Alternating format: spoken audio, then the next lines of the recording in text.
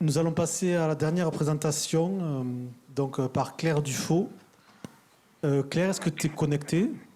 Oui, bonjour, est-ce que vous m'entendez? Bonjour, ouais. Donc Claire va nous présenter le projet Lithoscope. Ça va arriver? Ouais, Vous me salut dites quand Claire. vous voyez. Ouais, c'est bon, on te voit Claire. Tu peux partager ton écran et voilà, super, ben vas-y, t'as 20 minutes. On est bon, super. Bon, mais bonjour à tous. J'ai le plaisir de terminer donc cette journée. J'espère que vous avez gardé un tout petit peu de force encore. Je vais vous parler en fait de l'utilisation de satellites pour évaluer les risques futurs, cette fois, de submersion côtière face à la montée du niveau moyen des mers. C'est un travail, une méthode qu'a développée CLS en collaboration avec le CNES et également le BRGM. Dans le cadre, j'ai de passer ma slide, oui, voilà. Dans le cadre du projet Lithoscope qui a été mené en 2020 et 2021 sous l'habilitation du Space Climate Observatory, donc porté par le CNES. Ce projet a visé donc à développer une méthode basée sur le satellite pour cartographier les risques futurs. On a pour cela travaillé sur 2 territoires de démonstration, un en Méditerranée et un en zone atlantique sur la France métropolitaine. L'objectif, c'est de travailler sur des littoraux qui étaient déjà étudiés pour valider l'approche que je vais vous présenter juste après et de diffuser ces résultats de cartographie aux 2 territoires concernés et les communes qui étaient engagées autour de nous via une interface en ligne. Donc pour vous parler simplement de la méthode, donc il n'y a pas d'équation, hein, c'est vraiment très schématique. On a en fait eu pour objectif de développer une méthode réplicable en utilisant la technosatellite. Donc d'une part, en s'appuyant sur la capacité de l'altimétrie à observer depuis 30 ans la tendance du niveau moyen des mers, et de mettre ça en vis-à-vis de l'observation apportée par l'imagerie optique très haute résolution, en particulier ici par des imageries Pléiades, qui nous permettent de caractériser en fait la zone littorale par l'estimation de son élévation et également la caractérisation des enjeux, tant par le type d'occupation du sol ou la nature même du sol. Donc très simplement, je ne rentre pas dans la méthodologie de calcul de l'aléa, mais on a considéré, en plus de l'observation satellite altimétrique, également d'autres scénarios de montée du niveau marin, en particulier 2 scénarios venant des estimations du GIEC, donc des scénarios optimistes et pessimistes, donc 2.6 et 8.5. On a fait des estimations à 4 échéances temporelles futures différentes et on a également pris en compte les tempêtes décennales, donc les surcotes engendrées par les tempêtes décennales.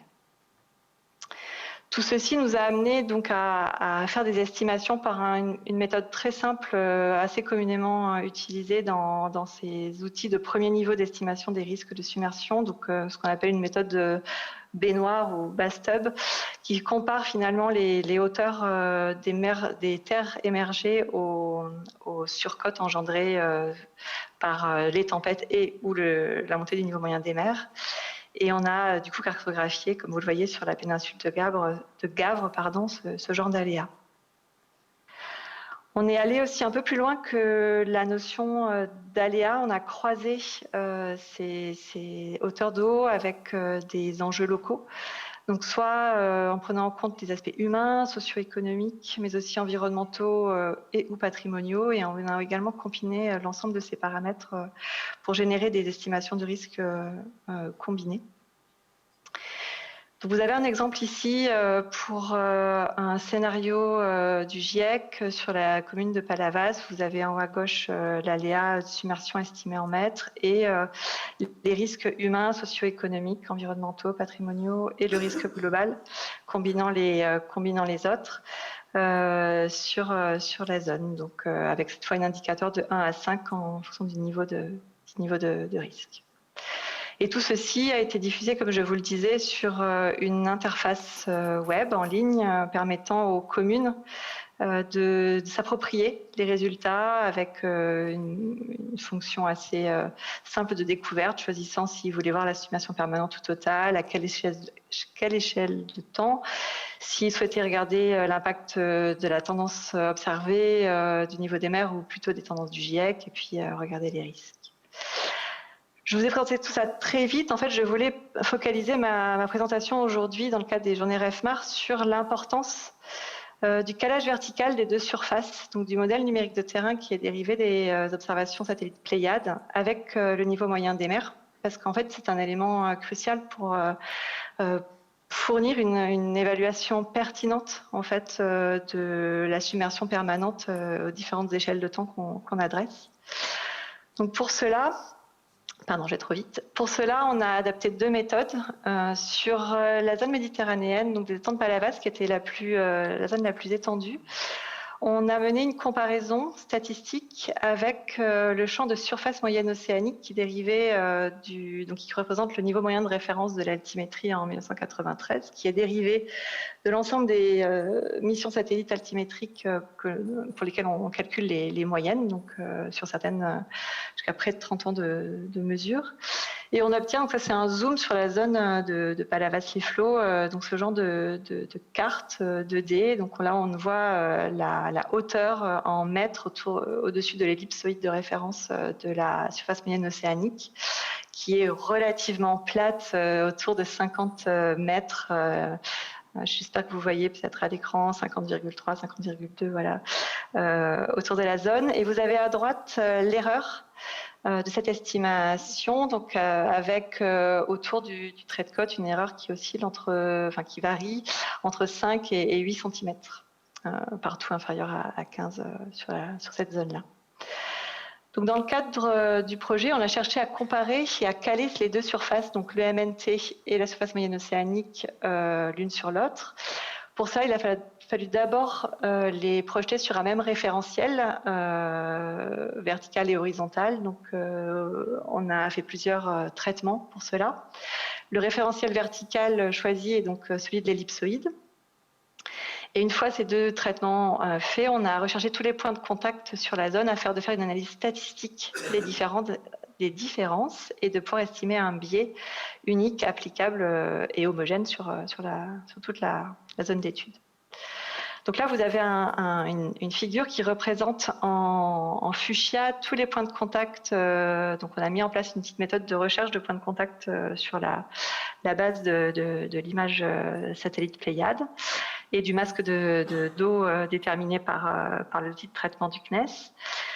Et donc, donc on a une grille, j'ai oublié de préciser que la grille de la surface moyenne océanique est à 5 mètres de résolution spatiale et celle du MNT, du modèle numérique de terrain, est à 50 cm. Et donc, on a généré, grâce à cette méthode de recherche de points de contact, énormément de points sur lesquels on a pu mener une étude statistique. Donc, vous avez quelques exemples ici. Donc, à droite, vous avez la cartographie des différences aux points de contact. Voilà, qui s'affiche avec l'échelle de couleurs associée. Et on a tracé du coup un histogramme, c'est un des exemples de statistiques qu'on a pu tracer, un histogramme de répartition de ces valeurs de différence. Donc j'ai plus en tête exactement, mais on a plusieurs dizaines de milliers de points sur lesquels faire des statistiques. Donc en termes de robusteté de la statistique, c'est très bon. Et on est arrivé du coup sur une estimation d'un biais positif de 54 cm du MNT étant au-dessus du niveau moyen des mers. Juste pour faire un petit parallèle avec ce qui a été fait sur la zone de Gave, qui est donc sur la zone atlantique, qui a été beaucoup plus réduite en superficie et également dans une zone où il y avait plus d'erreurs dans la surface moyenne océanique, on a appliqué une méthode différente. Pour cela, on a utilisé les données du CHOM, donc du marégraphe le plus proche, pour en fait positionner le niveau moyen des mers estimé dans ce lieu-là. Et cette fois, on a utilisé un référencement vertical non plus à l'ellipsoïde, mais à la référence française de l'IGN 69.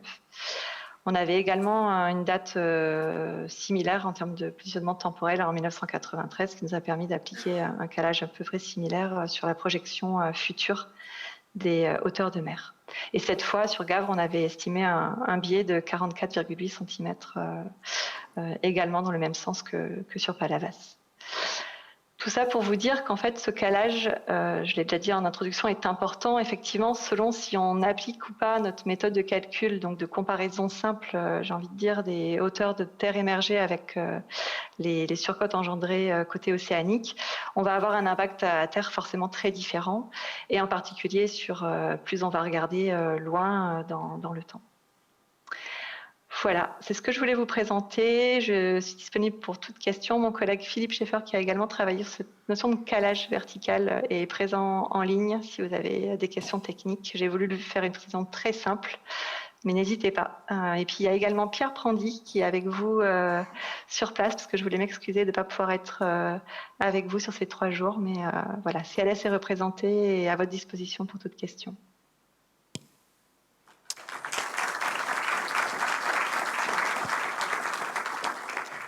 Très bien, merci beaucoup Claire. On va prendre quelques questions dans le public ou sur le chat. Alors, dans le public. Moi j'avais une question, alors déjà c'était très intéressant, donc merci. Et moi j'avais une question sur l'utilité d'avoir différents scénarios pour les horizons proches 2030-2050, parce que le GIEC dit que pour l'élévation du niveau de la mer jusqu'à l'horizon milieu du siècle, il n'y a pas de différence entre les scénarios et que on sait déjà où on sera en termes de niveau de la mer jusqu'à 2050 et que la divergence entre les scénarios 2.6 ou le 8.5 va se faire seulement à partir des décennies 2060-70. Disons qu'on a implémenté ces résultats de manière homogène avec ce qu'on avait pour l'altimétrie. Donc, on a choisi de garder les mêmes échéances temporelles. Il s'avère qu'on voit de légères différences quand on fait de la cartographie. Donc, on a préféré les laisser. Mais effectivement, c'est une bonne remarque.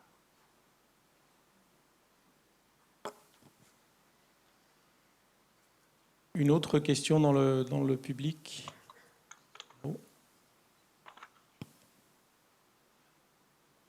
Bonjour, Kergadalan, c'est Réma.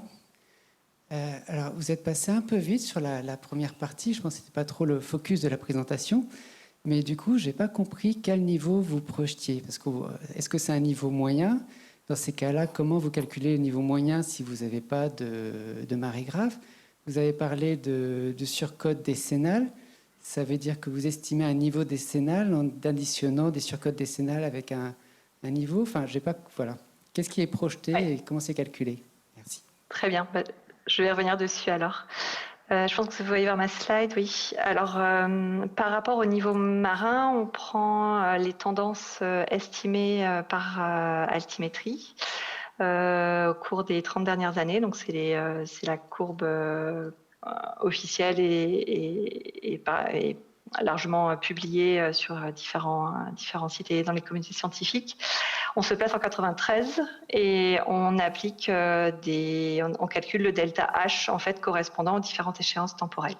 Donc en 2005, 2030, 2050, 2070 et 2100. Donc on arrive à un delta H de hauteur d'eau lié à la montée du niveau des mers. À ça, on ajoute un calcul de période de retour, enfin d'amplitude de surcote liée à une période de retour à 10 ans, qui a été estimé à partir du modèle de marée MOC2D qui est utilisé dans le segment sol altimétrique pour corriger l'altimétrie de ces phénomènes haute fréquence. Et c'est un modèle qui reproduit à la fois la marée et la surcote, enfin qui modélise à la fois la marée et la surcote. Et donc c'est sur l'ensemble de ces deux phénomènes cumulés qu'on a estimé des périodes de retour. Donc c'est sur une série de 30 ans de modélisation qu'on a fait un calcul de période de retour à 10 ans.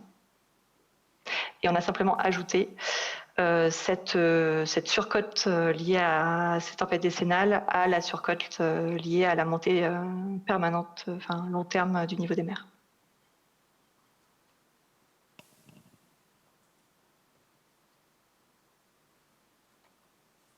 Juste en complément, juste sur le niveau moyen dont vous parlez.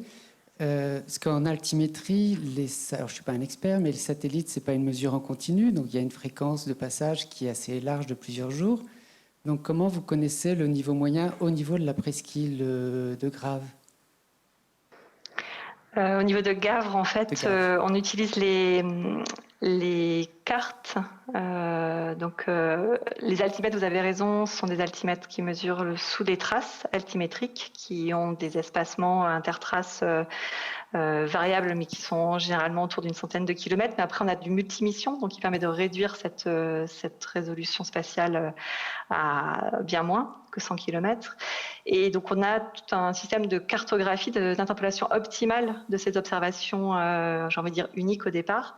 Et on a des cartes journalières de niveau moyen des mers et d'anomalies du niveau moyen des mers sur 30 ans. Et c'est à partir de ces cartes journalières qu'on fait d'une part les calculs d'une seule et unique valeur sur l'ensemble du globe. Ça, c'est ce qu'on appelle le GMSL. Et également, on a des cartes régionales. Ça a été présenté, je pense qu'Alexandra Latapi a montré une carte sur les tendances du niveau moyen des mers. On voit une carte mondiale avec des valeurs de tendance. Voilà, et c'est cette carte mondiale que l'on utilise ici. Donc, on a estimé point par point de grille. Donc, c'est une grille au... Pierre est dans la salle, il me corrigera. C'est du quart ou c'est du huitième, je ne sais plus.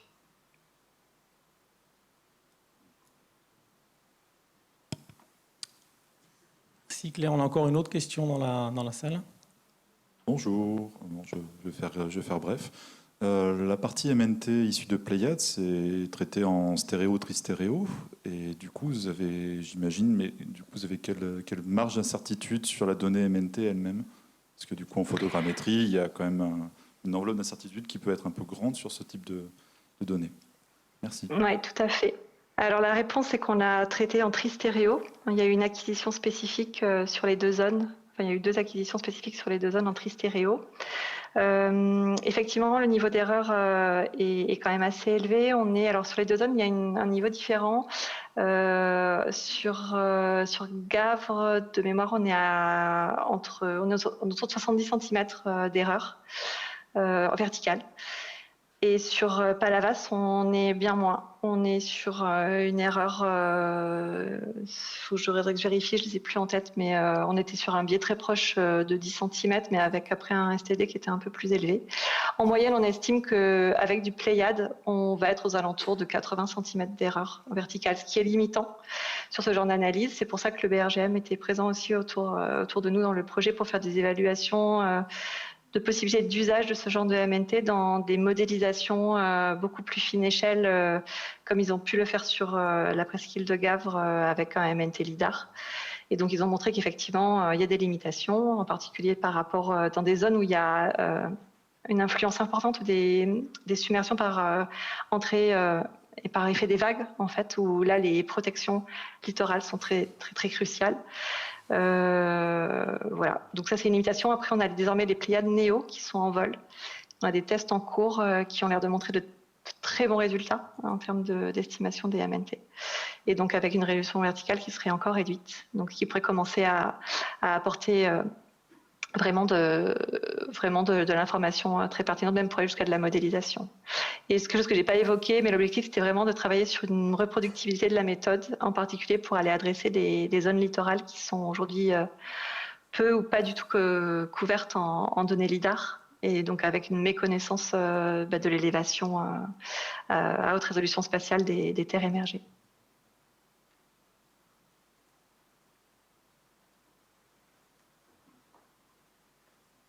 Très bien, je ne vois plus de questions dans la salle ni dans le chat. Bon. Eh bien, merci beaucoup Claire pour cette présentation. Merci et bonne continuation de journée RFMAR. Merci.